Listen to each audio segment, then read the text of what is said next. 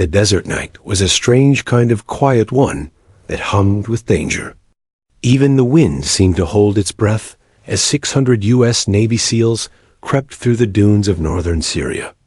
The moon was gone, the stars half muted behind a veil of dust.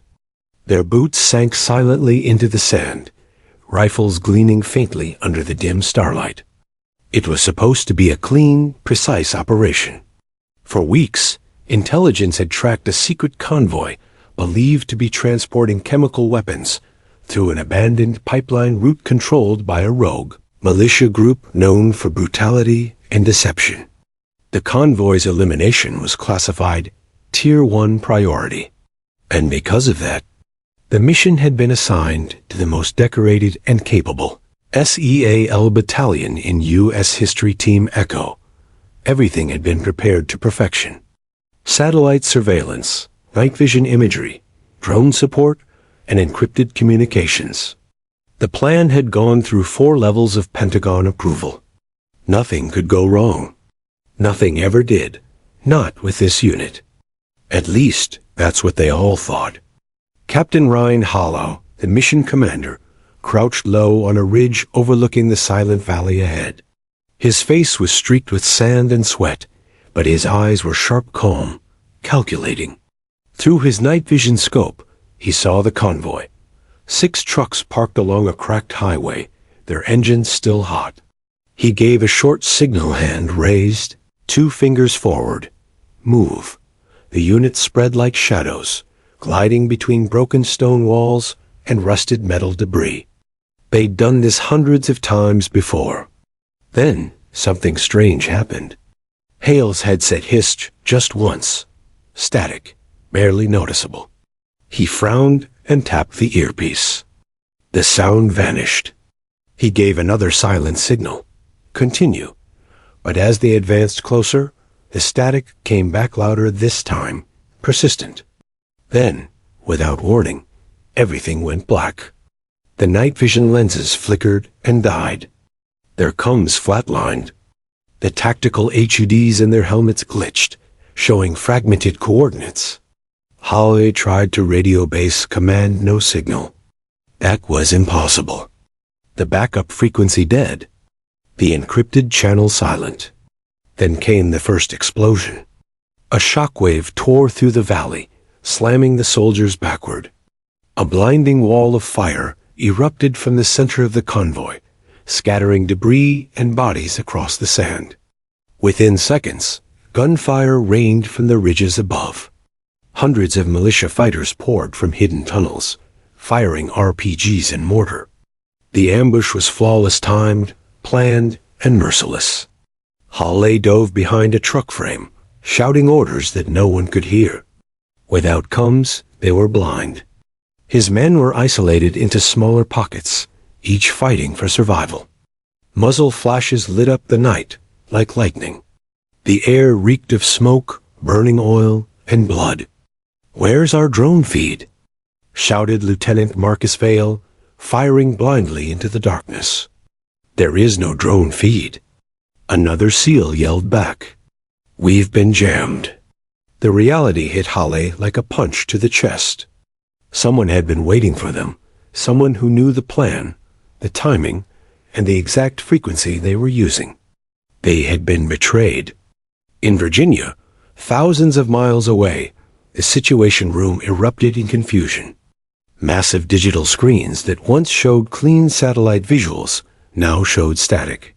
Red warning lights flashed across control consoles as analysts scrambled to recover contact. "All channels down," one operator reported, pale-faced. "We've lost all units.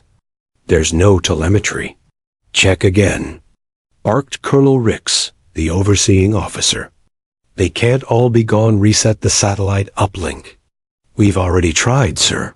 It's like they vanished." The air turned heavy. The last transmission from the SEAL team replayed on loop through the speakers. A faint burst of static, followed by silence. Ricks clenched his jaw. "Find me something, anything." But nothing came. The screens remained dark, the map empty. Back in the desert, Hale regrouped with 20 of his men behind a collapsed ridge. The rest of the team was scattered miles apart. Ammunition was running low. The enemy was closing in from 3 sides. He checked his wrist computer battery dying, location scrambled. He looked up at the night sky, hoping to hear the faint thrum of helicopter blades. Nothing, just the hiss of wind and the distant screams of the wounded. He knew what it meant. They were cut off completely. Hours dragged on. The temperature dropped. Bodies lay half buried in sand, glinting faintly in the moonlight. It finally broke through the haze. Hale gathered the survivors and whispered, "We hold the ridge. We don't move until daylight. We find whoever's left, and we fight our way out." No one argued. They all knew there was no alternative. At the same moment, in a quiet, dimly lit intelligence facility outside Arlington, Virginia, a woman sat alone in front of 4 monitors. Her name was Evelyn Cross, a junior data analyst working the graveyard shift. While others had gone home after command declared the SEALs lost in action, Evelyn stayed. Something about the official report didn't sit right with her. The satellite interference wasn't random. It pulsed in intervals. She zoomed in on the noise pattern, her brow furrowed. There it was again. A repeating signal.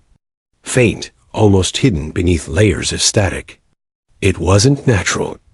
"Come on," she whispered, running a quick filter through her algorithm. She had written this code months ago to detect encrypted bursts in enemy transmissions code her supervisors said was too experimental. But tonight, it was picking up something. A rhythm. She froze. 3 short bursts. Too long. 3 short again. Morse code. Her heart started pounding.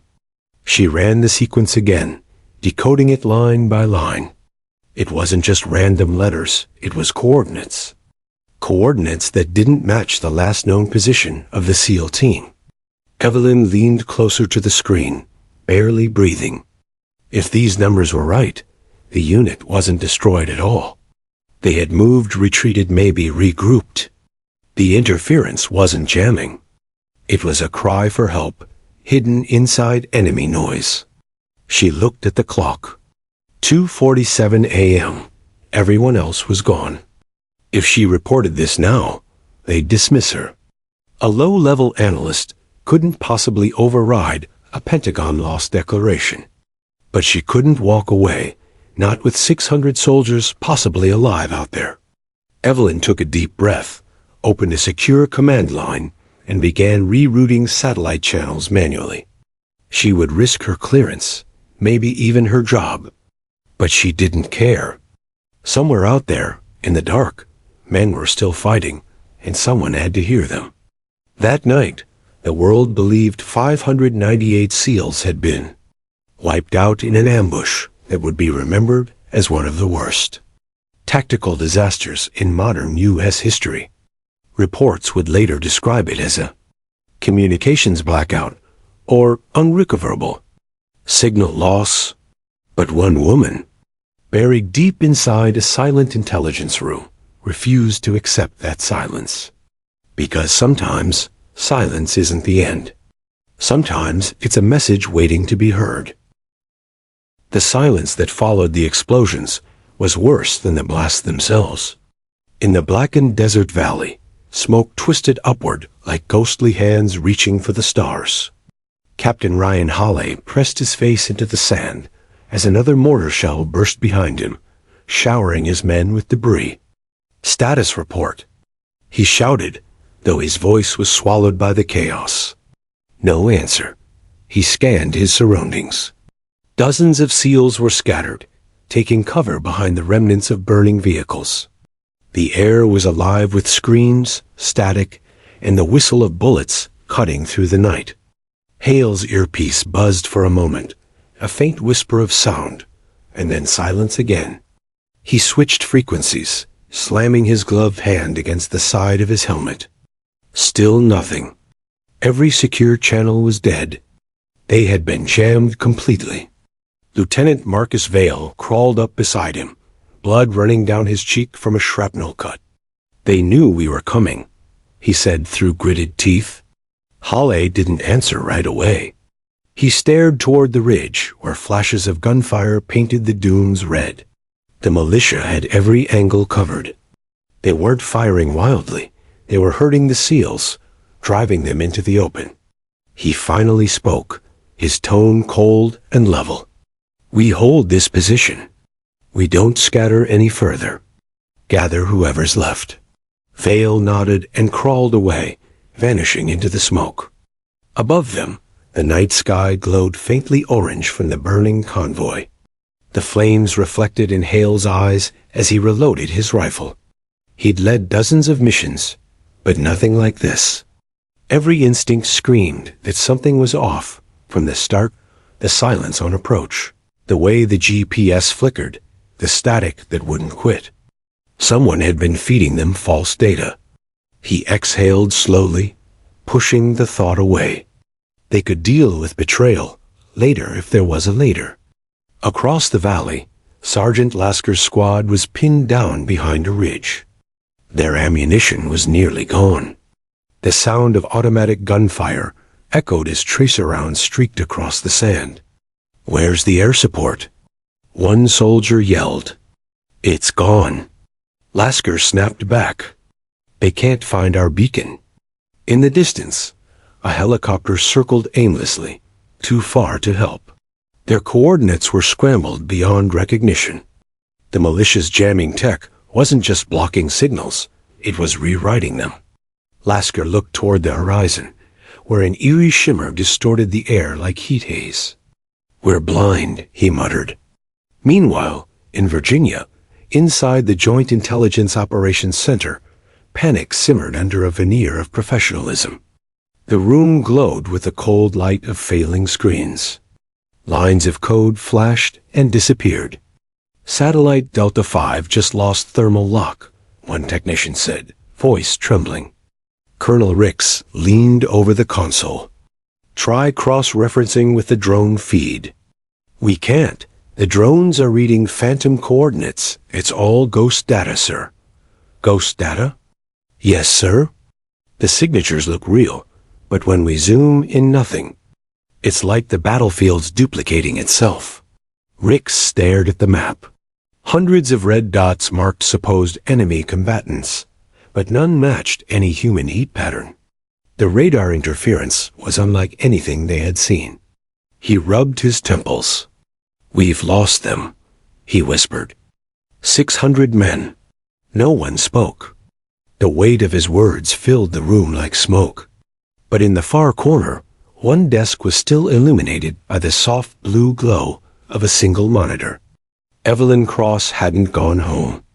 Her coffee was cold, her eyes red from staring at data for hours, but she couldn't stop. Something didn't make sense. She replayed the satellite feed again, frame by frame. Everyone else had written it off as corrupted data. But as she slowed the playback speed, she noticed faint pulses, regular, rhythmic, almost like breathing. No random glitch behaved like that. She enlarged the waveform display, her fingers flying across the keyboard. "Come on, show me what you're hiding," she murmured. The pattern repeated every 42.3 seconds, exactly the same interval as before. She cross-referenced it with the recorded times of the SEAL's last known transmission. The sync was perfect. Her heart began to race. It wasn't noise. It was a message. She opened her decoding software, one she'd written herself, an experimental AI parser designed to detect encrypted signals buried in radar interference. The program wasn't officially sanctioned, but Evelyn didn't care. She fed the waveform into the system and waited. The machine whirred for several seconds and displayed a single line of text. "Coordinates detected." Her eyes widened. The coordinates didn't match the ambush site. They were 15 miles northeast deep within a canyon formation that hadn't appeared on the official mission maps. She checked the timestamp. The signal was only 10 minutes old. That meant Someone was still alive. Evelyn pushed back her chair, standing so fast it toppled over. She grabbed her notepad, scribbling down the numbers. "They're not gone," she whispered. "They're moving." Across the ocean, in that canyon, Captain Hawley led a group of 70 remaining SEALs through the shadows, ducking beneath the sound of distant engines. His men were exhausted, bleeding but alive. "Keep low," he ordered, his voice hoarse. "No lights. We move east, follow the canyon wall." Vale stumbled beside him, clutching his rifle. "Sir, we can't outrun them. We've lost half our ammo, and the wounded can barely walk." Hawley didn't slow. "Then we make them come to us." Behind them, gunfire echoed in the distance. The enemy was tracking them, closing in. But Hawley had found temporary cover in the narrow ravine. For now, it was their only chance. They hid beneath jagged rock ledges as the desert wind howled. Every few seconds, Hawley glanced upward, as though looking for something only. He could see a signal, a light, any sign that command knew they were still breathing. Nothing, only the cold hum of silence.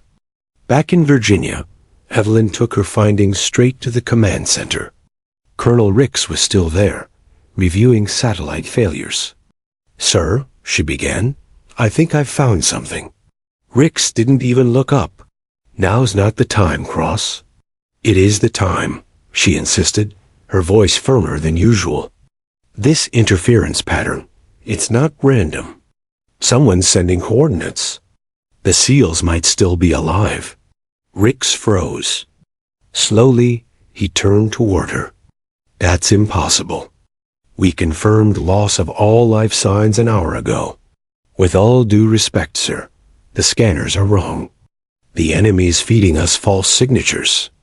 But buried inside their signal is a pattern ours. They're using their own jamming field to hide our transmission. Look." She showed him the decoded coordinates. "They're moving toward a canyon east of the blast zone. The timestamps match the moment we lost contact." Ricks studied the data, his skepticism melting into disbelief. "How sure are you?" "Enough to bet 600 lives on it," she said. For a long moment, no one spoke. The only sound was the soft hum of the computer fans. Then, slowly, Ricks reached for the secure phone. "Get me the Pentagon," he said. "Right now." Evelyn exhaled shakily, her heart pounding in her chest. She'd done it.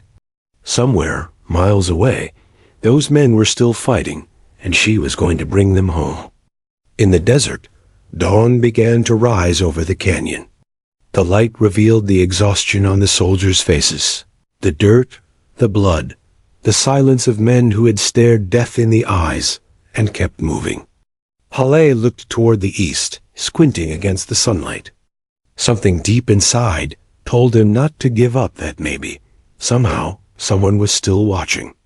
He whispered, almost to himself, "If anyone's hearing this, we're still here." And thousands of miles away, in a dark office lit by flickering screens, a quiet analyst named Evelyn Cross was already listening. The first light of dawn spilled through the blinds of the Joint Intelligence Operations Center in Virginia. Most of the night staff had gone home hours ago, exhausted and defeated. The room was almost empty now, just the hum of computers, the low whir of air vents, and the occasional flicker from one tired monitor that refused to sleep. At that desk sat Evelyn Cross. Her coffee was long cold, her eyes rimmed with red, but she didn't notice. Her fingers moved restlessly across the keyboard, rerunning satellite footage for the 50th time. The same static danced across the screen, but to Evelyn, it wasn't just noise anymore. It was language. Her mind worked differently than most analysts. She didn't just see data. She heard it. Every blip, every flicker carried rhythm. She could sense when something was wrong, even before she could explain why. That instinct, half intuition, half obsession, had gotten her laughed at by superiors more than once. But now, as the rest of the world declared the SEAL team lost, that instinct wouldn't let her rest. Something was still breathing inside the data. She adjusted her glasses and leaned closer to the screen, zooming into a portion of the static. A faint pulse repeated 3 short, 2 long. She'd seen it before. Morse code. Her heart skipped. She quickly jotted down the sequence, decoding it by hand. The letters formed one short word: alive. For a moment, Evelyn froze. Her throat tightened, eyes widening in disbelief. Then she replayed the file again, this time using her algorithm to isolate the pulses from the background noise. The signal became clearer, sharper. Whoever was sending it was doing it through the malicious radar jammers hijacking their own technology to hide communication. It was genius, desperate, and unmistakably American. The trapped SEALs were talking. She didn't wait. She began cross-referencing every signal in the past 6 hours, hoping for a pattern. Each time the enemy's jamming surged, the hidden message changed position slightly, almost as if someone on the ground was moving while broadcasting the signal. Evelyn ran the coordinates through a terrain map and gasped.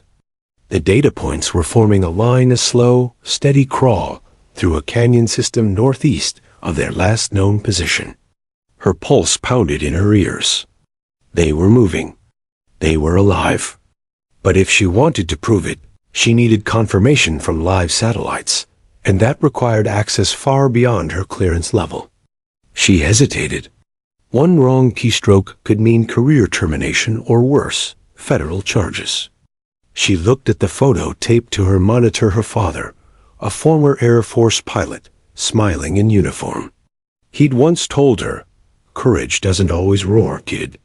Sometimes it's the whisper that says try one more time." Evelyn took a deep breath and opened a restricted access terminal. She typed her credentials, then a string of override commands. Red text flashed on the screen. Warning: unauthorized access. Proceed? She pressed Y instantly. The feed expanded. Real-time satellite imagery flowed in. She merged her algorithm with the live radar data and waited as the map began to populate. Slowly, tiny heat signatures appeared, first a dozen, then 50, then hundreds. Her breath caught. There they were. Scattered, low heat, faint, likely buried under rock or camouflage. But unmistakably human. 598 individual signatures. She couldn't believe it. Her hands trembled over the keyboard. The entire SEAL battalion still breathing under the world's nose. Then came a noise behind her. Footsteps. Cross? A gruff voice called. Evelyn spun around. Colonel Ricks stood in the doorway, holding a folder. His expression was a mix of exhaustion and irritation. "What the hell are you still doing here?" he demanded. Evelyn swallowed hard, glancing back at her screen. She hesitated. "Sir, I think the SEALs are alive." He frowned. "We've been over this. We lost all telemetry." "No, sir, we didn't. Look." She gestured to the screen. "That interference pattern we thought was static. It's actually encoded data. They're sending Morse through the enemy's radar field. I tracked it to a canyon cluster here." Ricks stepped closer, eyes narrowing at the display. "That's not possible. We already scanned that region." "Yes, but you scanned for radio, not light modulation.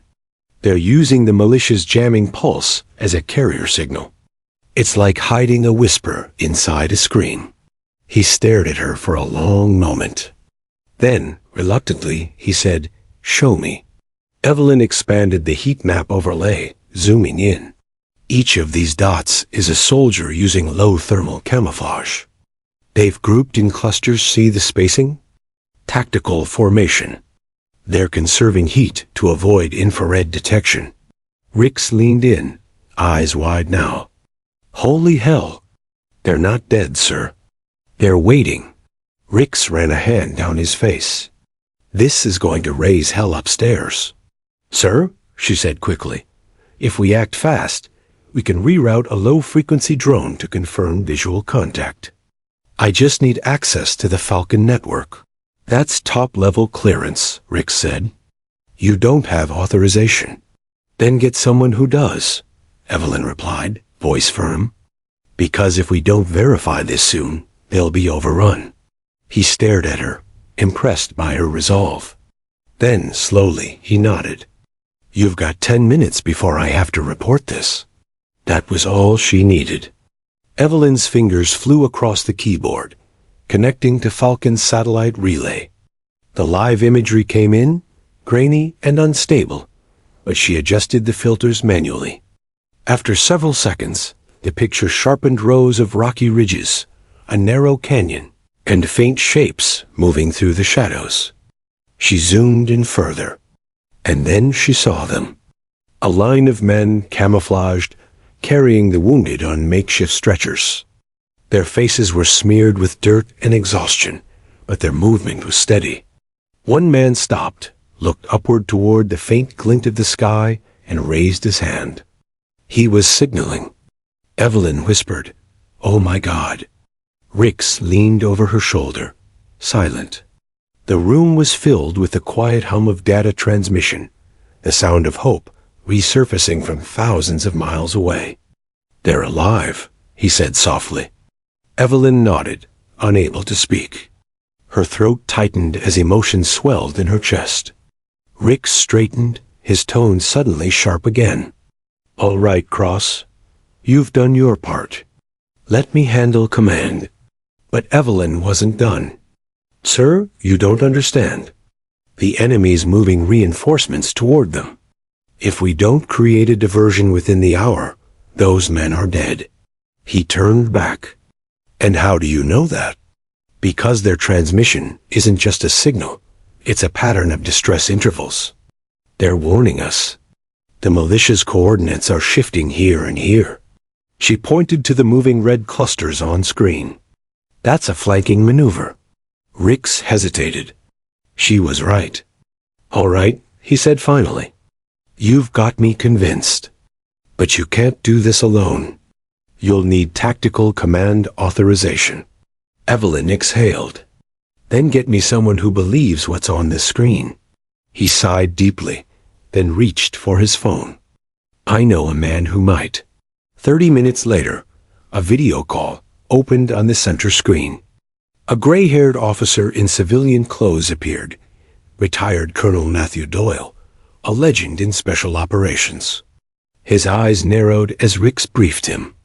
When Evelyn took over, explaining the signal, he listened silently, nodding slowly.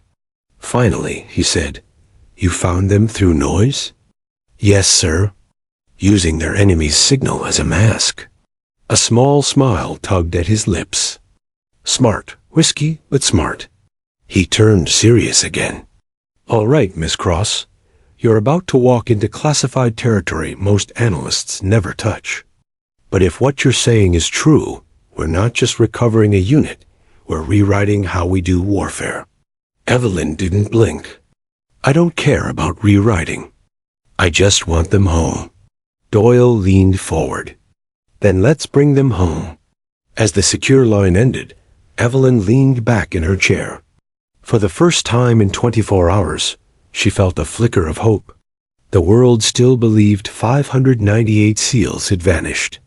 But somewhere out there, in that burning desert canyon, those men were still alive, and she was the only one who could hear them calling. The hum of her computers filled the silence like a heartbeat.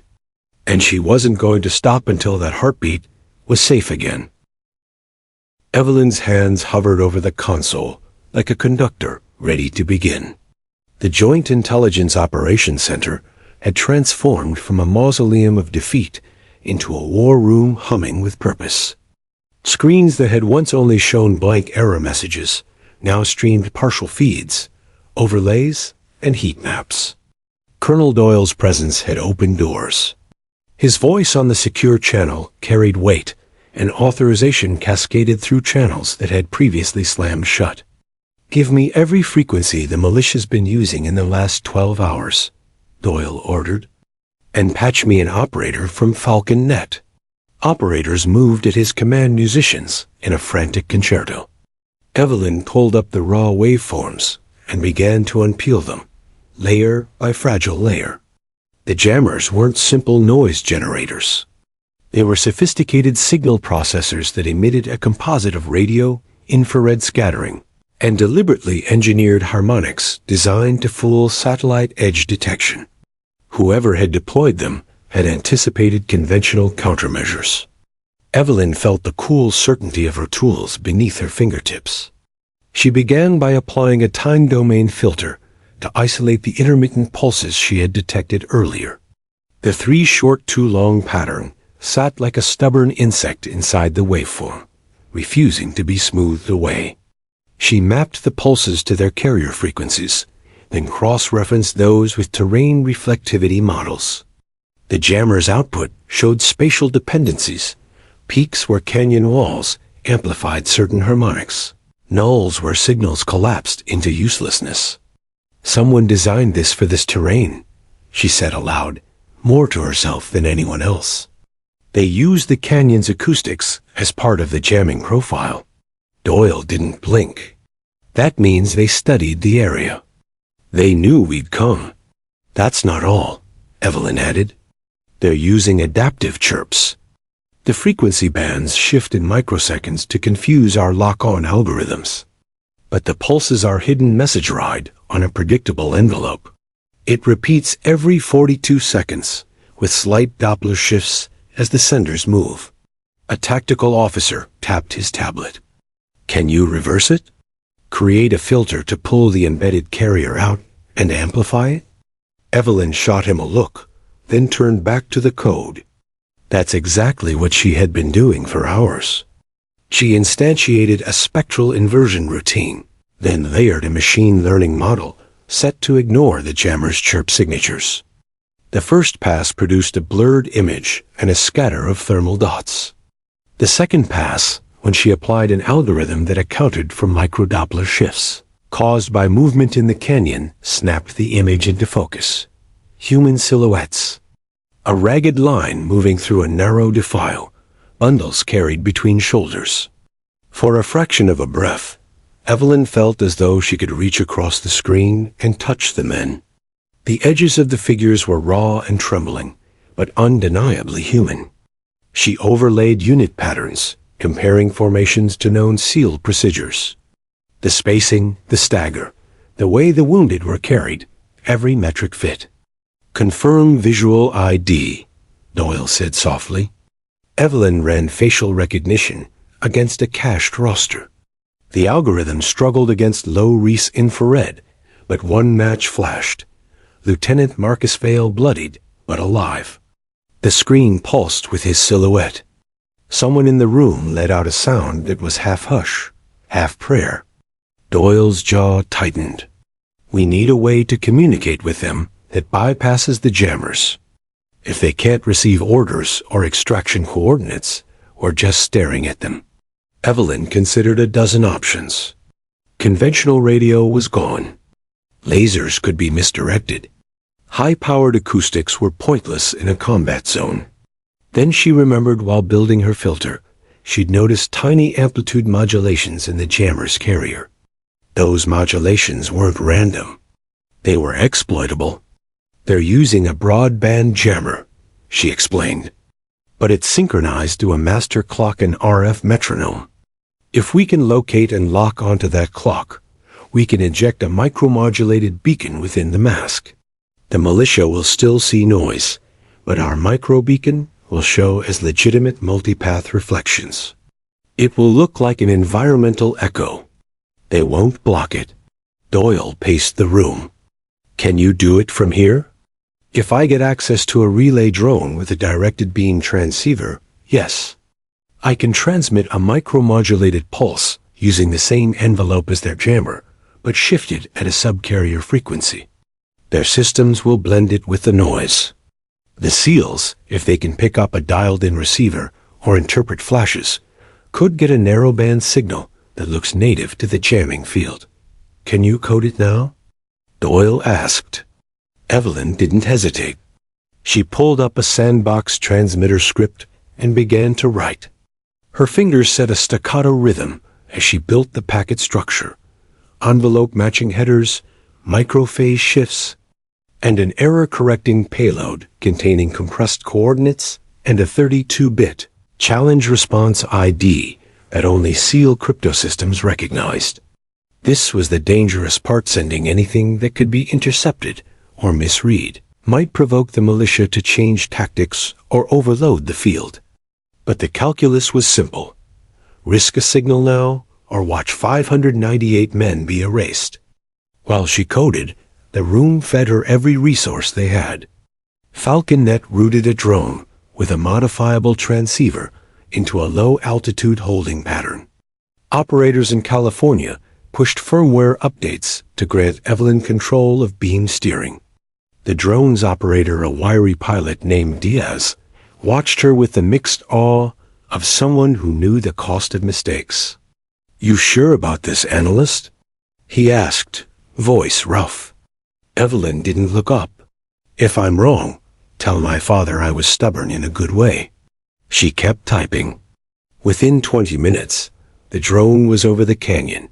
Its transceiver warmed and pointed.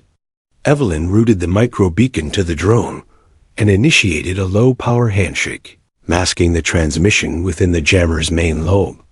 The display showed a faint spike buried in noise, an imprint like a small, deliberate heartbeat. "Transmitting," she said. Below, hundreds of miles away, the canyon swallowed the signal. The SEALs were moving, conserving heat, carrying the wounded. Captain Halal crouched beneath a rock shelf, rubbing frostbitten hands and scanning the ridgelines. The night had hardened into a brittle cold. Morale clung like frost to every word they whispered. Then a flicker so small it could have been imagined appeared against the canyon wall. A pale reflection, almost like a pinprick. Hale blinked. "Did you see that?" he asked. Vale glanced up. "Saw what?" Hale pointed. "Over there. 2 pulses. Not muzzle flashes." He kept his voice level, but his heart thudded. Another pulse returned, in the same rhythm.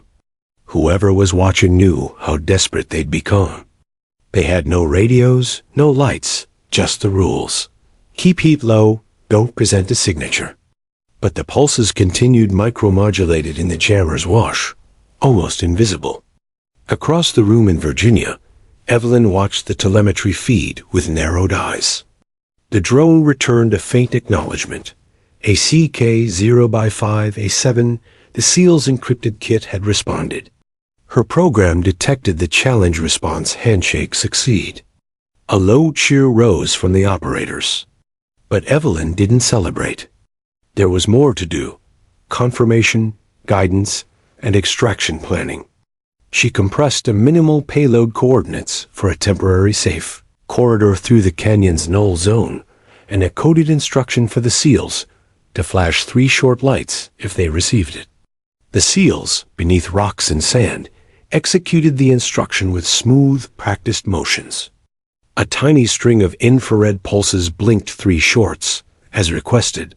They were signaling back. "Holy hell," Diaz breathed. "They got it." Evelyn allowed herself a single human smile. For the first time in 36 hours, she heard something deeper than data, the ragged, galvanizing sound of a plan taking shape. Doyle looked at her with an expression that bordered on reverence. "You've given them a voice," he said. "Now we have to give them a way out." Evelyn's face turned grave. "A voice without extraction is cruel. We need to buy them time, pull enemy focus away, create corridors, and coordinate lift. I can do the signal work, but command has to open a tactical window." Doyle nodded. "We'll open it." He straightened, squared his shoulders, and began the chain of calls that would push helicopters, drones, and diversions into motion. The room filled with a new and dangerous urgency. Outside, the night air held its breath. Inside, A woman with tired eyes continued to code, threading life into packets of light and noise. Around her, a team of soldiers, pilots, and analysts moved as one mechanism. Every second counted. Every micro-beacon she sent was a wager against death. But she had learned the rules long ago. When the world says impossible, you rewrite the algorithm.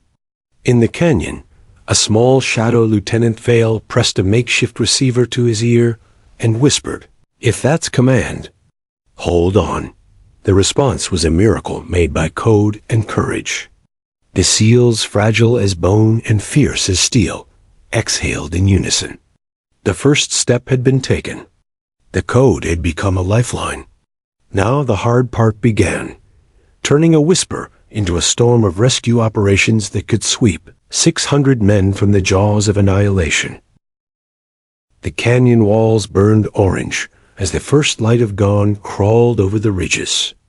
After a night of silence and firefights, the world seemed almost too quiet, the kind of quiet that made soldiers grip their rifles tighter. Captain Ryan Hale's men were scattered across the ravine.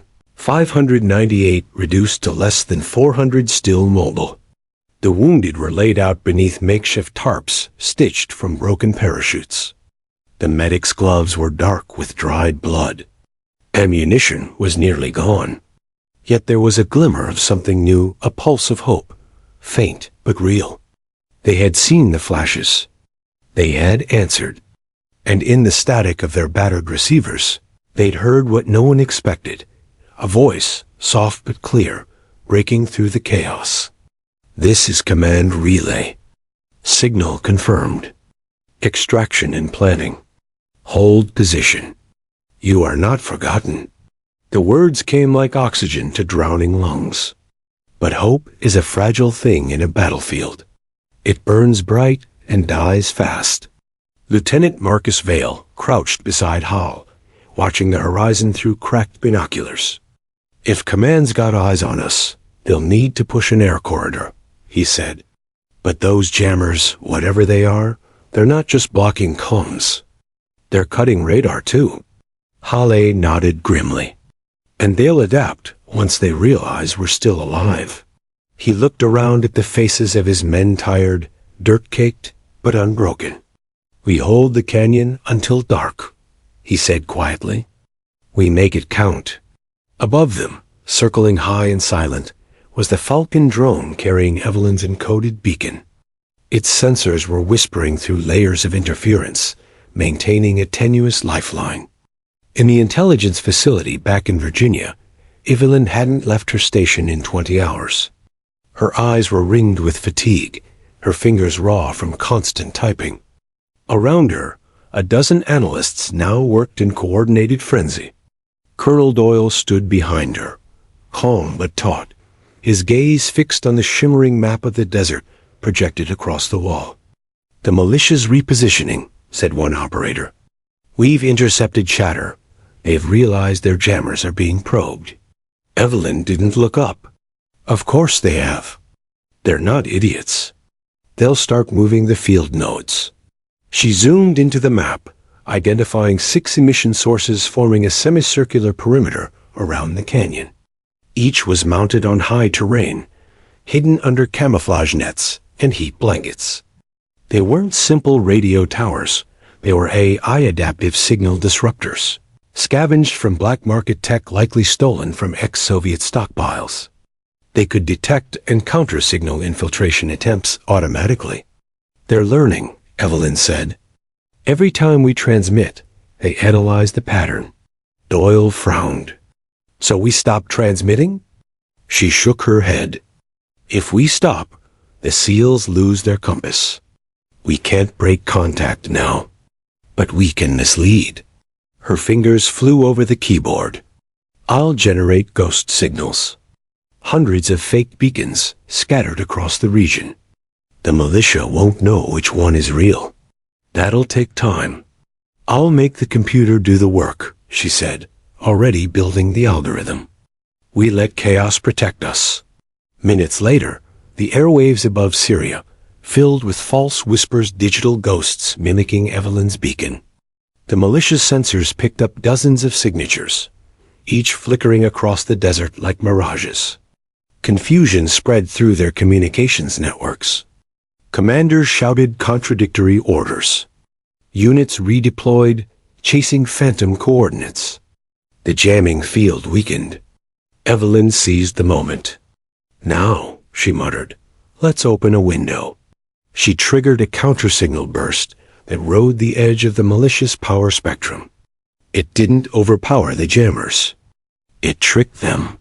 For 20 seconds, the field folded in on itself, creating a brief corridor of clarity. In that instant, Hale's receiver hissed, then came alive with Evelyn's voice, again distorted but unmistakable. "This is Command Relay Eagle 9 Protocol. You have 24 hours. Extraction point code Bravo is active at your 12 o'clock, 5 clicks north. Repeat 5 clicks north." Hale's breath caught. He ripped out his notebook and scribbled coordinates. "Vale, pass it down the line, we've got a window." Vale's voice rang through the canyon like an electric charge. "Move out." Silent formation packed the wounded first. The men moved like ghosts, carrying stretchers and salvaged weapons. No shouting, no hesitation, just purpose. But the enemy wasn't idle. On the ridge 2 miles away, a militia commander named Kadir watched through a thermal scope. His face was half-burned, his uniform torn, but his eyes gleamed with cruel intelligence. Around him, his tech unit struggled to re-establish control over their disrupted network. "They're talking to someone," one technician stammered. "Our grid's showing interference external origin." Kadir's scarred mouth twisted into a smile. "Then let's listen." He keyed in a command. The system recalibrated, identifying the frequency offset Evelyn had used. Slowly, painfully, the jammer began adapting, learning her language. The malicious computers fed on her signal, dissecting its code. Bit by bit, her miracle began to turn against her. In Virginia, Evelyn noticed it at once. Her code, her lifeline, was being mimicked. She felt her chest tighten. "They're copying my signal pattern. What does that mean?" Doyle asked. "It means," she said quietly, "they'll start sending fake orders to lure the SEALs out." Doyle's face darkened. "Can we counter it?" "I can inject an authentication layer," Evelyn said, her voice fast, focused. "But it'll take time to propagate. If they spoof our next transmission, Halle might walk into an ambush." Her mind raced. She had minutes, maybe less. Her fingers blurred as she built a quantum hash sequence, unique to their signal, impossible to forge without the original encryption key. But she needed to send one last pulse to lock it in. "Drone 3, angle your beam 30 degrees west," she ordered. "We'll piggyback the key through a solar reflection. It'll blend into natural interference." The pilot acknowledged. The drone banked, its solar panels catching the light like a blade. Evelyn hit send.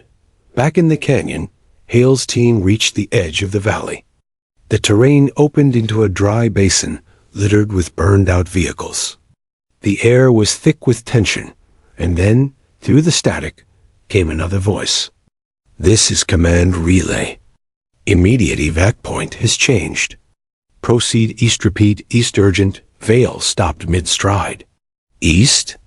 That's opposite of what she said earlier. Halle froze, every instinct screaming. The voice sounded right, but something in its rhythm felt off. Too clean. Too fast. He waited. Then, seconds later, the radio crackled again, this time faint, almost breaking. "This is Command Relay. Ignore. East is compromise. Stick to north. Repeat north." Vale's eyes went wide. They're faking her voice. Hale's heart pounded. They know we're alive. He ripped the radio from its mount and barked, "We move north, no matter what comes through next." He looked up at the horizon, scanning the pale light for any sign of drones. None. Just the wind. Just the endless silence of war. In Virginia, Evelyn exhaled as her system confirmed the hash sync. Authentication locked. They can't spoof us again. But the cost had been steep. The militia had triangulated the drone's location. A missile battery near the eastern ridge locked onto its signature. Doyle shouted, "Pull the drone out now." The pilot tried, but it was too late. The radar alarm screamed. A bright flash lit up the satellite feed, then static. The Falcon drone was gone. Evelyn slumped forward, her headset slipping. For a moment, she just stared at the blank screen. "We've lost the relay," she whispered. Doyle placed a hand on her shoulder. "You bought them time. That's all that matters." But she wasn't done. Her eyes lifted, filled with exhausted fire. Not enough time. Far across the world, in that scarred canyon, Hale's team pushed forward through the dust. They didn't know the drone was gone. They didn't know the woman guiding them had just lost her only signal path. All they knew was that hope had a voice, and it had told them to keep moving north. And so they did, through gunfire, hunger, and the ghosts of the fallen chasing a signal that might already be silence. But somewhere, deep in the heart of an intelligence lab, Evelyn Cross began building something new, something stronger, because she refused to let 598 men vanish into static. Not tonight. Not ever. Night returned to the desert like a slow, dark tide. The stars were hidden behind drifting clouds of sand, and beneath that suffocating sky, Captain Ryan Hale's remaining men moved through a valley of bones and silence. They had been marching for nearly 10 hours, no sleep, no rations left, and barely any ammunition. Their boots dragged through the dust, leaving faint, uneven trails behind them. The wounded were carried on makeshift stretchers woven from broken gear and rifle straps. Their breath came in ragged gasps. Still, they kept moving north, because that was what she had told them. Even if they didn't know her name, they believed in her voice, the calm tone that had broken through chaos and given them direction. Evelyn Cross had become their unseen compass. But now, that voice was gone. Their last transmission had been silence. And in that silence, Hawley could hear the truth whispering in his head. Something had happened.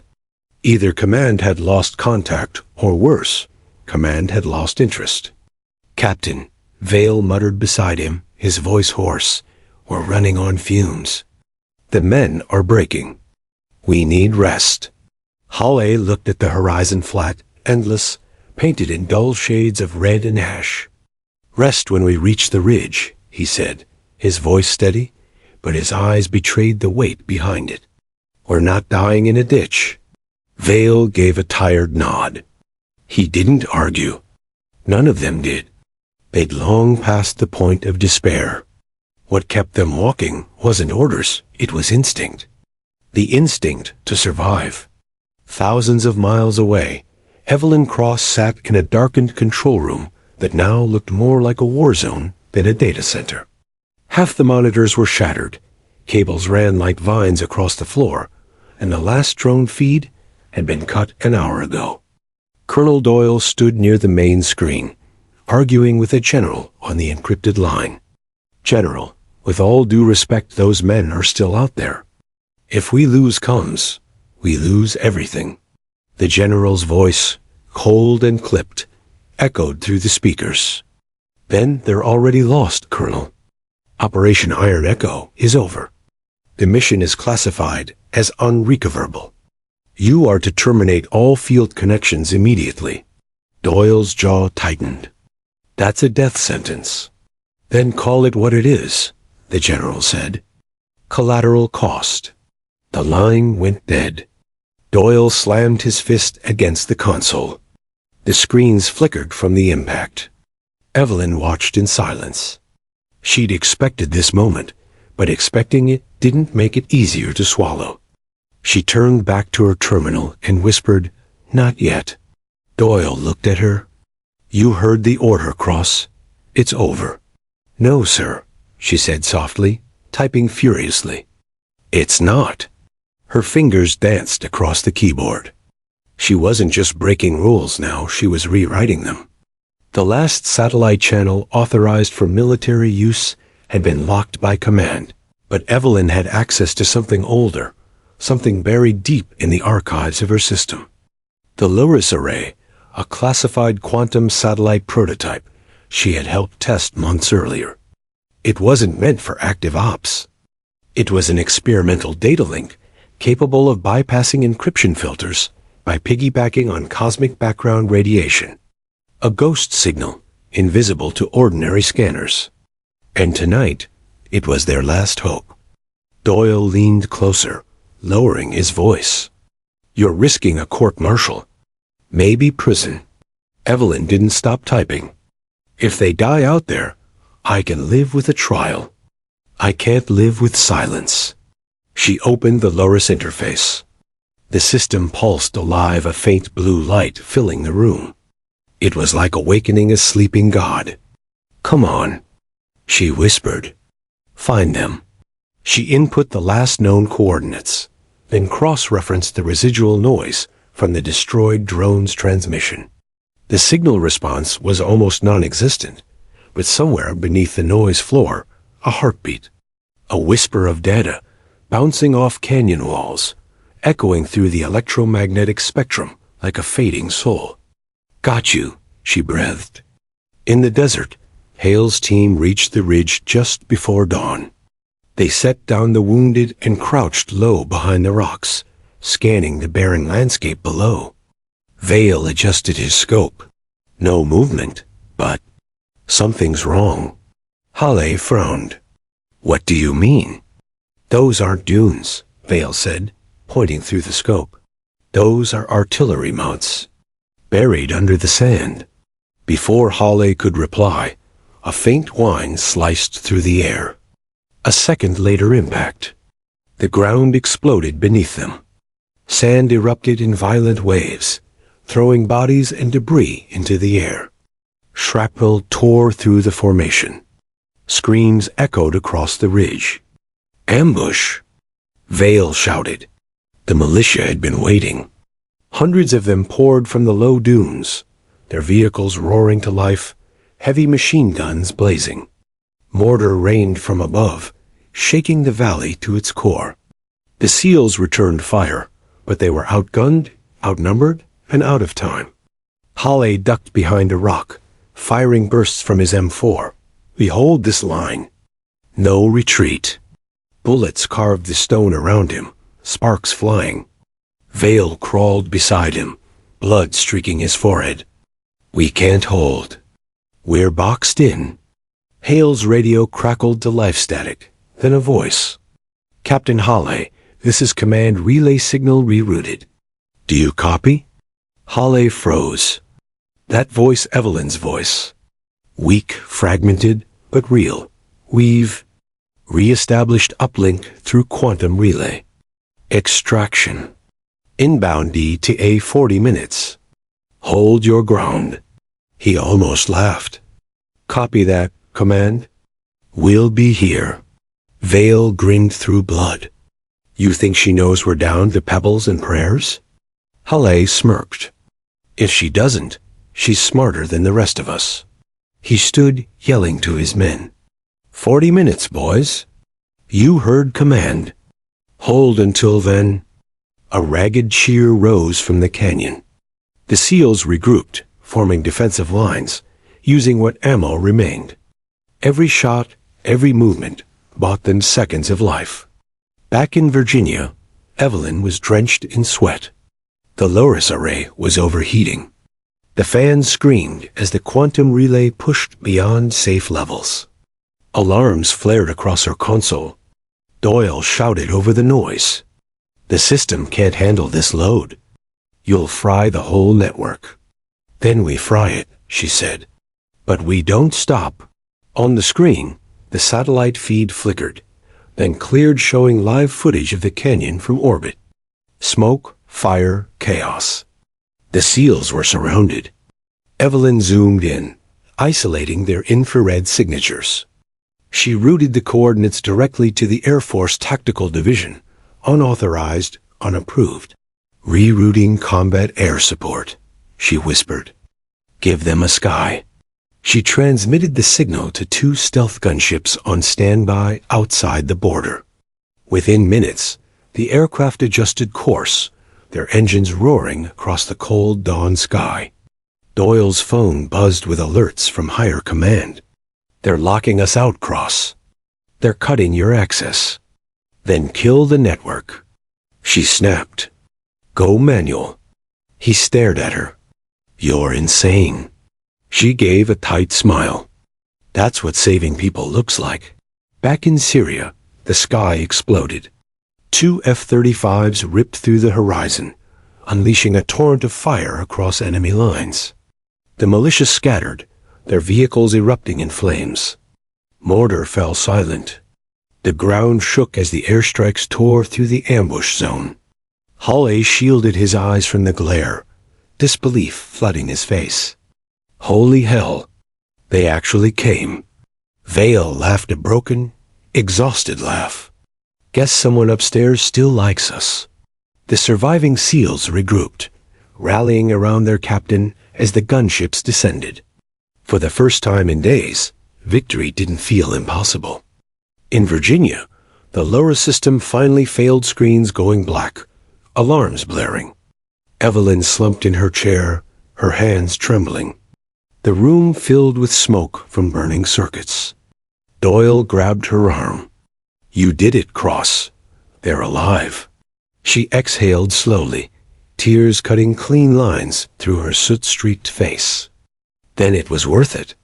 The emergency lights flickered as technicians rushed in, shouting orders and pulling cables.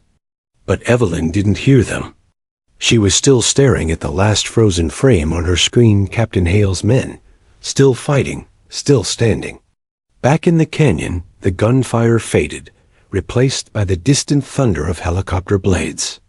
Extraction was coming. But so was something else, something the satellite hadn't seen yet. On the far ridge, Kadir, the militia commander, watched through binoculars, his face twisted with rage. He reached for his radio. "Prepare the final weapon," he growled. "If we can't capture them, we'll bury them." The last battle was far from over, and the cost of survival was about to rise again. The dawn that broke over the Syrian desert was not gentle. It rose behind walls of smoke, painting the horizon in shades of fire and dust.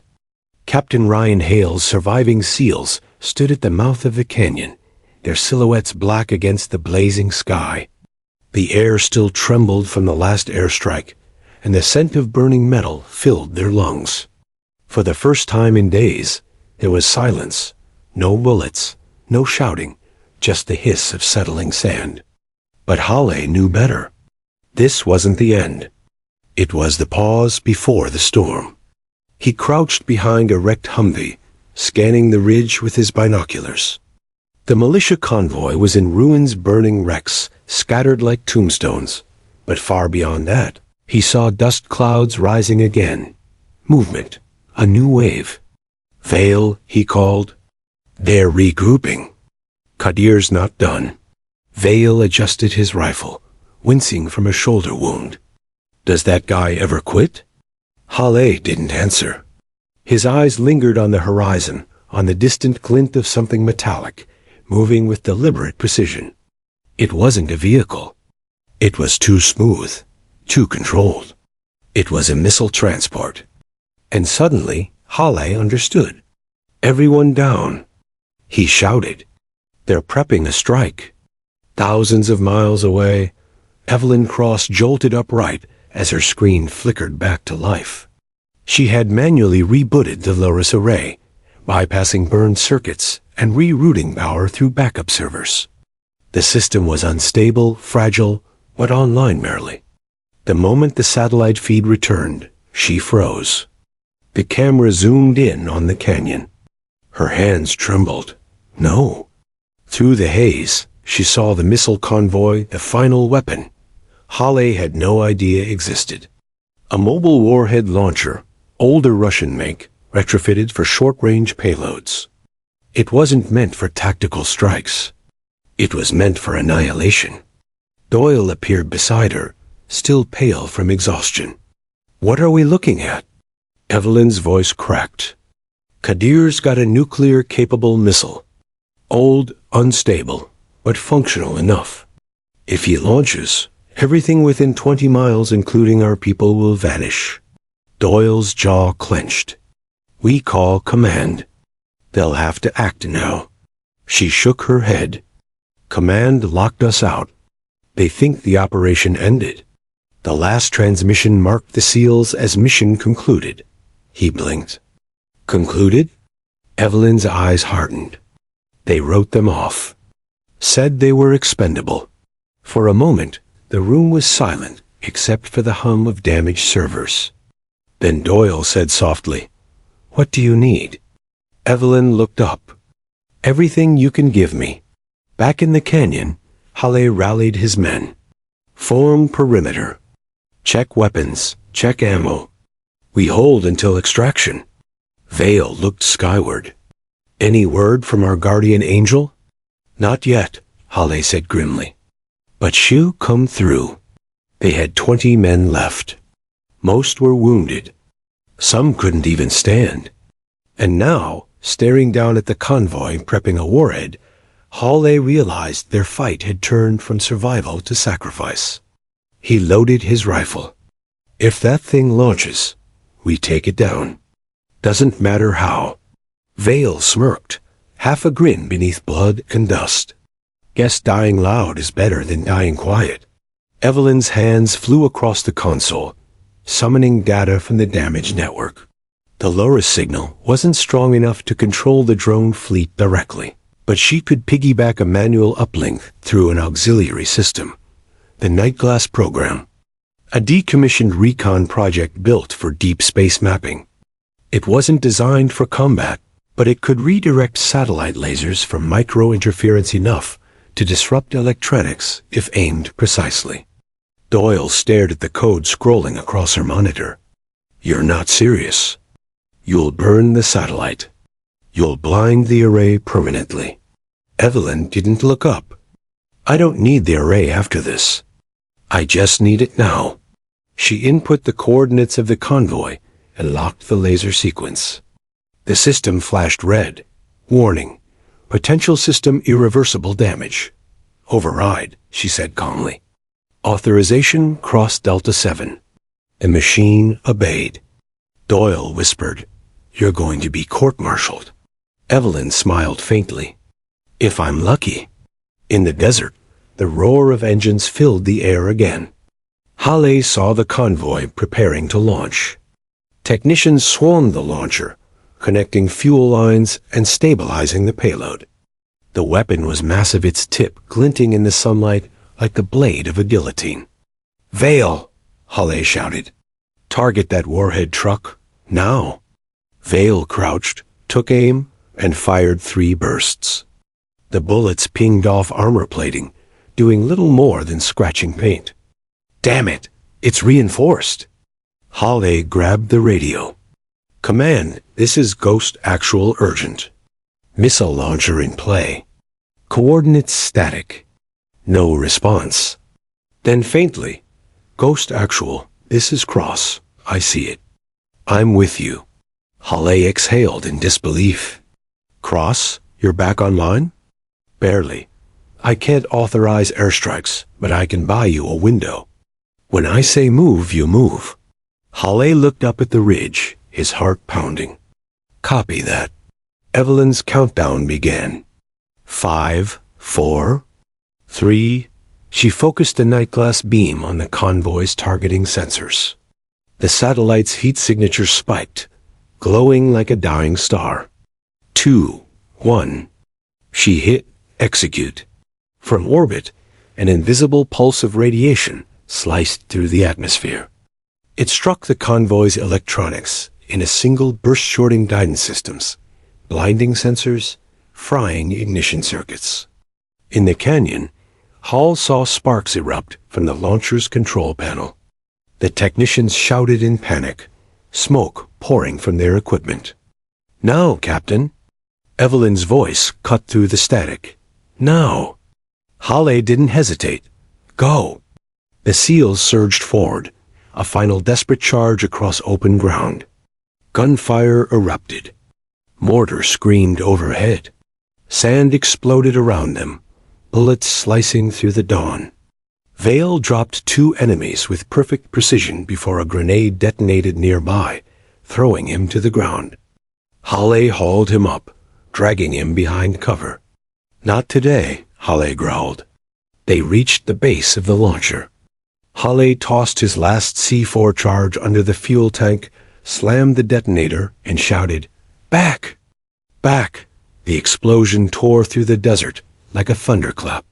The launcher erupted into a column of fire, debris raining across the canyon. The missile, half-fueled, half-primed, tipped sideways and exploded in midair, sending a shockwave that flattened everything within 100 yards. The men hit the ground, shielding their heads as the blast rolled over them. When the smoke cleared, the launcher was gone. So was half the ridge. And so was Kedgier's army. Miles away, Evelyn watched the explosion unfold on her screen. For a moment, she didn't breathe. Then, slowly, the feed stabilized, showing heat signatures alive, scattered, but alive. Doyle exhaled in disbelief. They did it. Evelyn leaned back, eyes glistening with exhaustion and relief. "No," she whispered. "We did."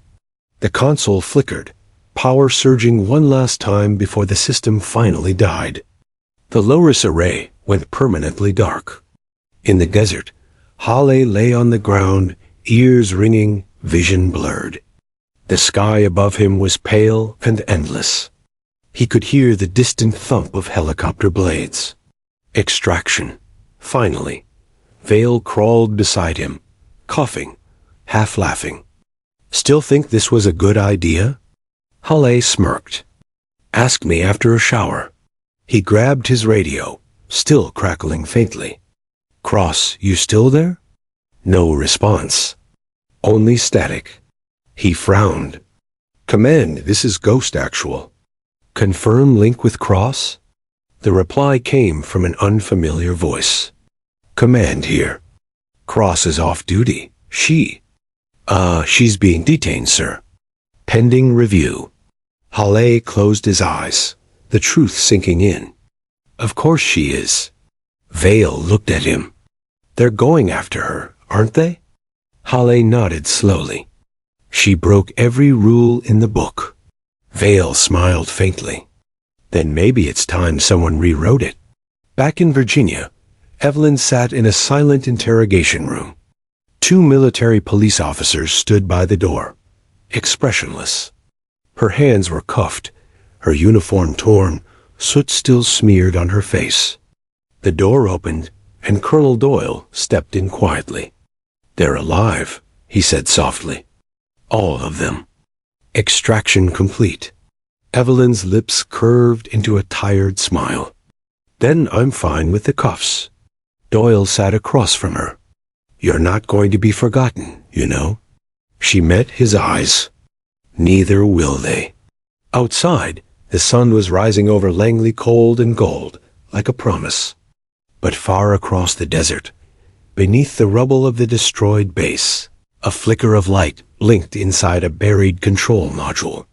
A signal, encrypted, automatic. It pulsed once, twice, and then transmitted into the sky. Somewhere, beyond the horizon, a new receiver came alive. The war wasn't over. Not yet. Evelyn Cross sat alone in the stark, sterile chamber of the military courthouse. The walls were white, harsh, unfeeling. The fluorescent lights buzzed overhead. Her hands were cuffed, the soot-streaked uniform, long replaced with a standard-issue jumpsuit. Outside, the world went on. For her, time had slowed to the silent tick of consequences. She had saved 598 lives. Every pulse she sent, every override she executed, had been a thread holding hundreds of men alive. Yet the brass only saw protocol broken, rules violated, unauthorized systems engaged. A knock echoed at the door. Colonel Doyle stepped in, face pale, eyes tired. "Morning, Cross," he said softly. "They're ready for you." Evelyn didn't flinch. "I'm ready for them." Doyle hesitated, then added quietly, "You did the impossible. Never forget that." Back in the desert, Hale's team had survived the inferno of the final ambush. Extraction helicopters hovered over the canyon, lifting stretchers, wounded, and exhausted soldiers into the sky. Hale looked down at the dust-smeared SEALs, their faces a mixture of pain, relief, and disbelief. He counted heads. Every man accounted for.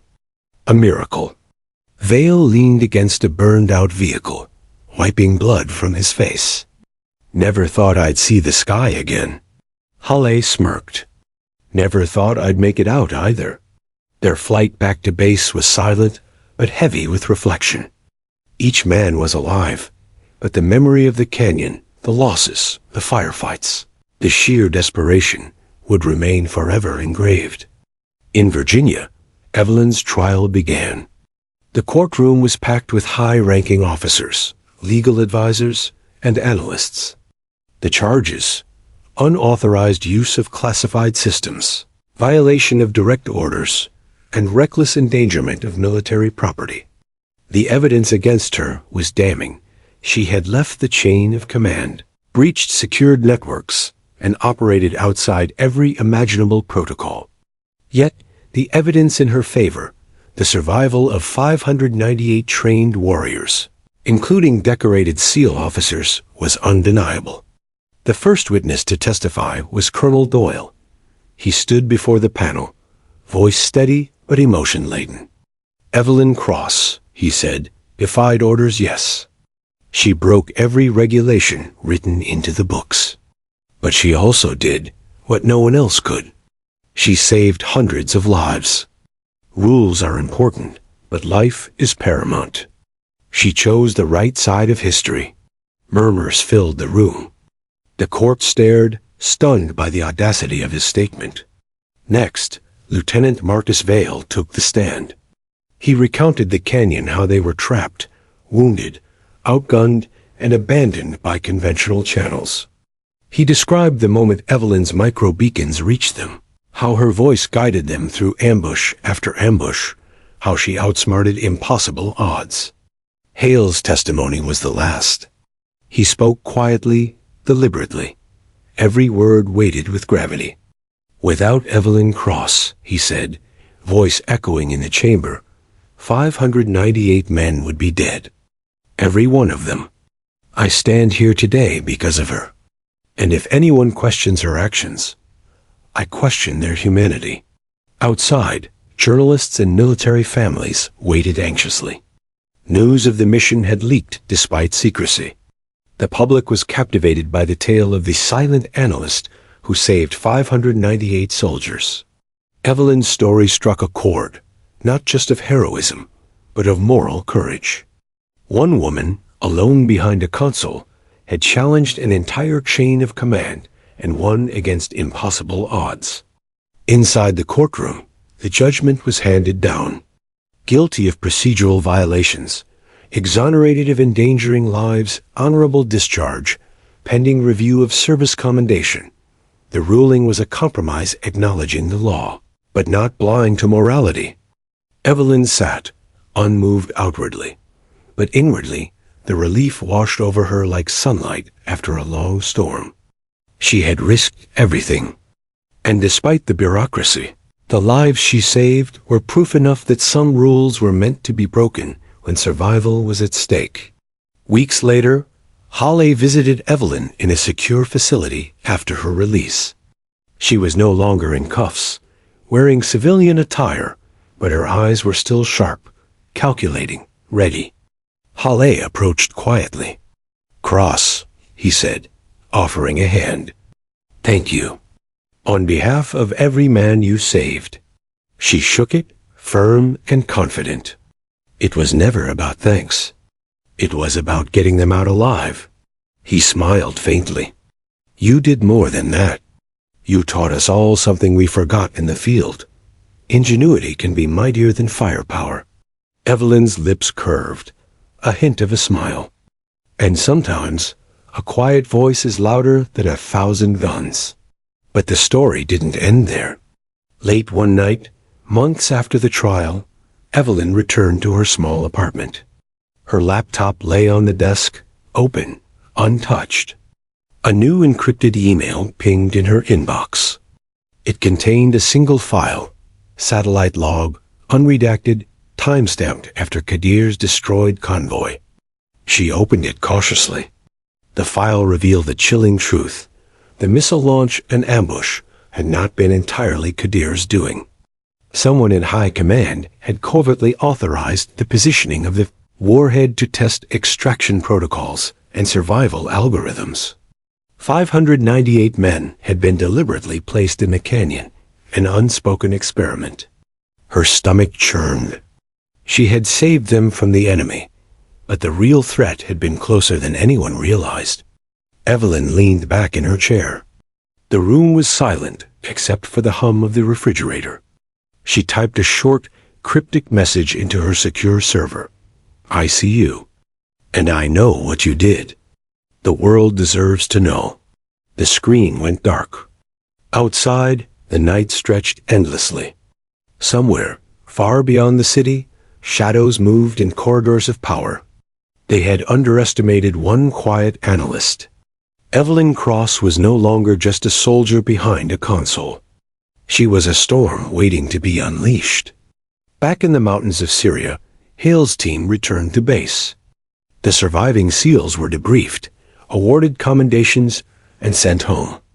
Each man carried memories that would never fade. Each man carried gratitude for the unseen woman whose brilliance had kept them alive. Vale clapped Hale on the back. She's something else. Wish we could meet her. Hale smiled, thinking of the quiet figure behind the screens, miles away, fighting a battle no one would ever see. Some heroes, he said, don't need to be seen to be remembered. As the sun set over the desert, the canyon lay empty, silent, scorched but alive. A battlefield that could have claimed hundreds now held only shadows of the past. And somewhere in the world, Evelyn Cross watched, calculated, and prepared for the next fight, a silent sentinel whose courage had rewritten the rules of war.